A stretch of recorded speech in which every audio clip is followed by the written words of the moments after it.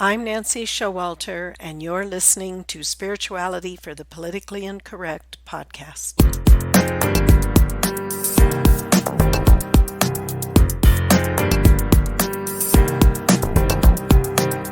Welcome, all radical paradigm shifters and creative change makers. You who dare to create a better life and a better world. Tap into the power that resides within you and use that power for constructive change.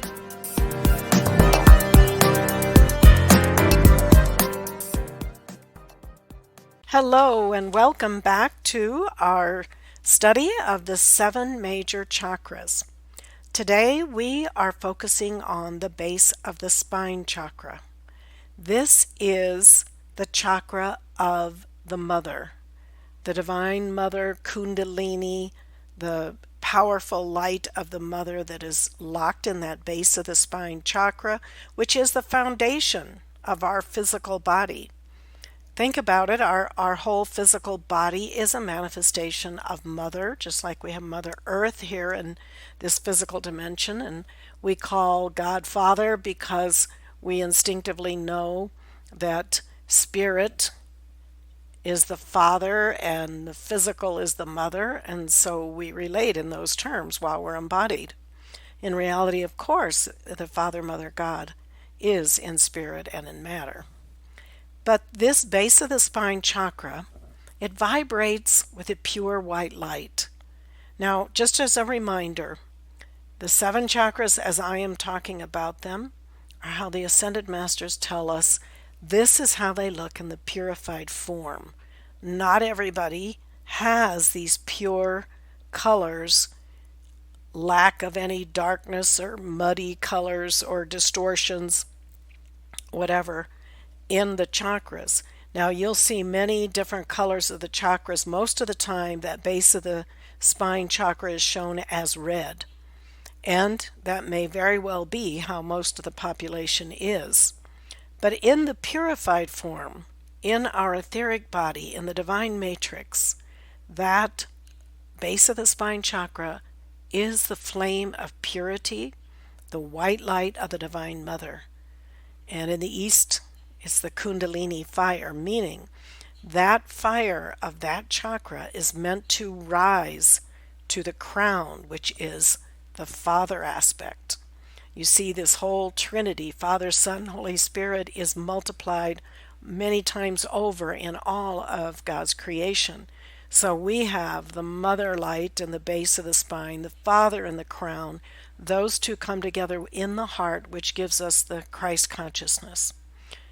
And these are, of course, are terms used by Christianity and some different religions, but we're talking now about general concepts, universal concepts of God. So, base of the spine, it has 4 petals, as you'll see in the picture, and it is that pure mother light. When you have the mastery of this particular chakra, you attain the consciousness of the Divine Mother, and that is the consciousness of being omnipresent. And it's the energies of the power of this 4th ray, this ray of purity through this chakra, that gives you the power to be everywhere on earth simultaneously once you have the mastery of this chakra. So the Divine Mother and the understanding of the concept of Mother, I gave a more detailed explanation of the Divine Mother on the May 10th episode. You could go back and listen to that if you'd like more information. But this chakra, once again, is meant to rise. Now, the misuses of this chakra manifests itself in all kinds of sexual perversions. And keeping that energy below the heart, not rising up to the heart chakra, not rising to the crown where you have that union of the Father-Mother energies and you have enlightenment. So it is important that we understand we don't want to squander this light uselessly, needlessly, and waste it. And this has, of course, been one of the great teachings of most religions, and sometimes one of the most challenging energies to overcome. I know Gautama Buddha, as an ascended master, he is given a dictation, and he talked about in his lifetime, even as the Buddha, that one of the biggest tests for him was mastering the mother light and the sexual energies. If you recall the story of his life, he became enlightened after leaving the palace where he had everything and he was totally protected. His father wanted him to go in his footsteps and be the ruler of the kingdom when his time was up. But when Gautama Buddha was born, a prophecy was made over him that he would do one of two things. He would either become the king and a beautiful ruler, a good ruler, or he would go off into a monk's life. And his father did not want him to go that way. So he made this entire environment for him where he never saw anything that was imperfect. He had everything he wanted. He had many different homes in this kingdom so that he never wanted for anything. But as the story goes, he wandered out from the castle 3 different times, and he saw 3 different things that he'd never seen before. First, he saw an old man, and he didn't ever see anybody get old and decrepit like this person. And then the second time, he saw a sick man, someone who was very, very ill and close to dying. Then the third time, he saw a dead man. And this sort of opened his eyes to what life was about. And he came up with the philosophy that life was suffering, and our suffering was rooted in our desire. And he was determined. He wanted to find the higher truth. He wanted to become enlightened. So he went off to be the mendicant. He left his rich life. He lived 6 years as practically no eating, starving himself. And after 6 years, in fact, he almost died. And then a maiden came by and gave him some rice pudding, and that nourished him enough to get back on track. And he realized, okay, that is not the path. The ultra rich life he had, and then the other extreme now, this was not the path. And this is how he came up with also the understanding of the middle way, that we do not want to necessarily be in these extremes. And then, of course, as the story goes, he sat under the bo tree and he said he was not moving until he had enlightenment. And so he meditated in that position, and he had his enlightenment. In the meantime, he was tested by Mara, who had come and test him with the sexy dancing ladies and all the different things that he was tested with. And that's when it was said, he touched the ground and he said, I have a right to be doing what I'm doing. And the ground shuddered. So it's a great story, and it's an understanding that mastering the sexual energy and not misusing it or wasting our energy in excessive sexual encounters. But the biggest thing is you're keeping your energy below the heart when you do these extremes. Of course, our sexual energy is sacred, actually, and it is meant to be used for procreation of another human being, but also for the creative power that man and woman have coming together. And so you have the potential misuses and abuses and violence with sex. All of this is misuse of the energy.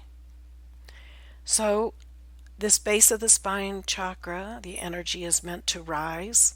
In the East, many people meditate upon this energy to get it to rise. Now here's the thing.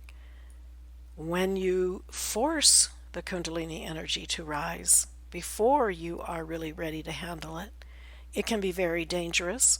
So we want to make sure that we do not enter in and engage in practices that take heaven by storm, basically, because you can have tremendous difficulties.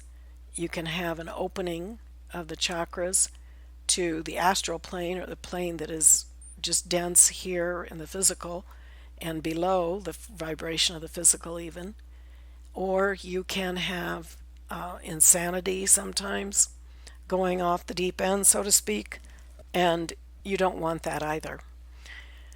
So the masters have told us one way that is a natural way to raise these energies and get the development and the unfolding of the Kundalini, the mother light, is one way is through the Hail Mary prayer.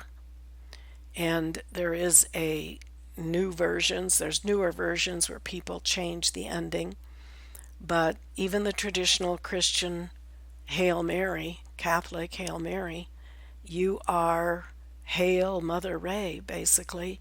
You are raising that Kundalini energy naturally and safely. And also you can meditate upon your heart and raise that energy to the heart, focusing on that.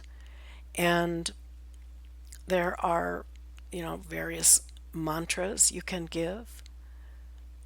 And one which is, I am Alpha and Omega in the white fire core of being. And this is focusing on your heart and declaring the Father, Mother, God in balance within your heart chakra. So we have a very powerful force within us, and we can use that force for our own enlightenment. Many people in this modern age have a tendency to think, just sexual encounter with whomever you want, whenever you want, it really doesn't matter. It's just a sexual experience, means nothing beyond that in many cases. And the truth of the matter is, that is your light, your energy. So the more you spend it, the more it affects your physical body, even can affect your lifespan. Now, there's many wholesome and healthy aspects to sexual encounters also. For men and women in committed relationships, you can consecrate your sexual energies and coming together as a creative force and consecrate it to the higher development and enlightenment of your consciousness. So this is the base of the spine chakra, 4 petals, white fire of the Divine Mother, and the foundation of the physical body. I will see you next week, and we will talk about the Crown Chakra, the final of the 7 chakras, and how this is our key to enlightenment. Until then, keep an open mind, a generous heart, and a powerful spirit. Thank you for being with me today, and if you enjoyed this episode, please subscribe, download, and comment. I'd love to hear from you, and your support is much appreciated. And don't forget, go to nancyshowalter.com to get your free electronic copy of my book, It's Okay to Be Rich, The Entrepreneur's Guide to Increased Wealth and Personal Mastery, endorsed by T. Harv Eker. And my free mini course, How to Speak Your Success, the shocking truth of how your words impact achieving your goals. I'll see you next week.